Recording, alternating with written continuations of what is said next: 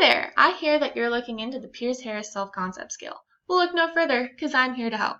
Now, you might have found your way here because your student study team is looking into developing a behavioral intervention plan for your student, but you'd like to know more of what their self-concept is in order to best support them. I get it. We've all been there, and this assessment should help. So we are now on our third edition of this assessment. This third edition was put out in 2018. And the second edition was actually previous of 2000.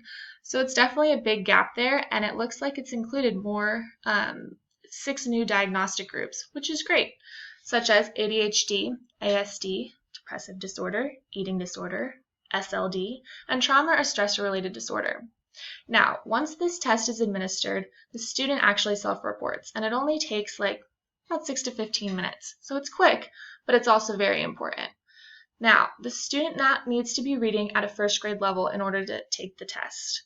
This has improved since the second edition. The third edition only needs first grade reading. Second edition actually needed the student to be at a second grade reading level. So it's expanded to include more students. And the assessment also has a yes or no response, which I'll go into a little bit further, and I'll let you see some samples from the second edition. Now, as I said, you have to be at a first grade reading level.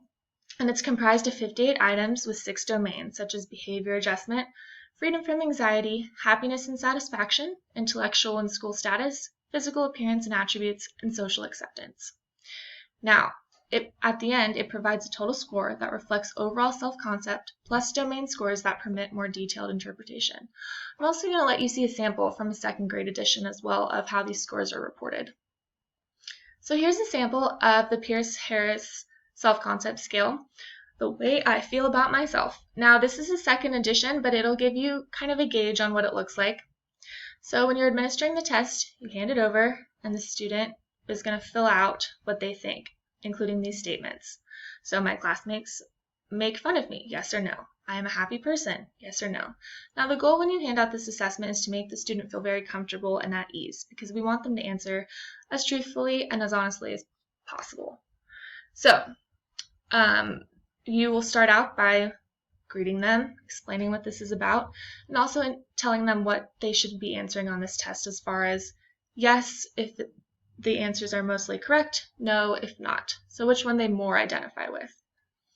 So they will go through it, and like I said, it takes about 15 minutes. Now here is an example of what you will see when it's scored. So you have a validity scale, self-concept scale, but I think the thing you want to look at most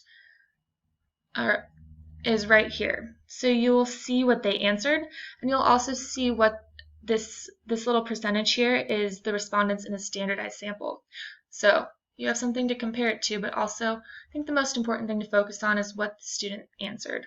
Now, of course, with every assessment, there's room for error, but it'll give you some idea when starting out. Especially with building that behavioral and instruction plan. So, thanks for listening.